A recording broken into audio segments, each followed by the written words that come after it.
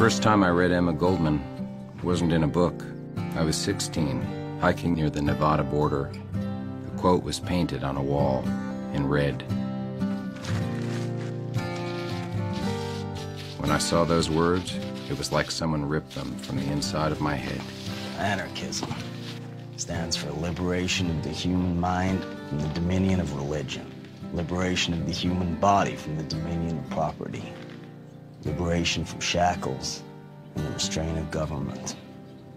It stands for social order based on the free grouping of individuals.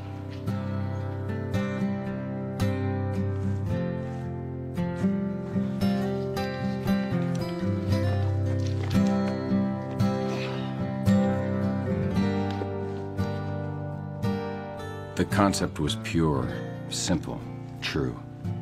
It inspired me, lit a rebellious fire. But ultimately, I learned the lesson that Goldman, Proudhon, and the others learned, that true freedom requires sacrifice and pain. Most human beings only think they want freedom.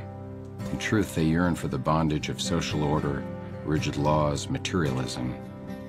The only freedom man really wants is the freedom to be comfortable.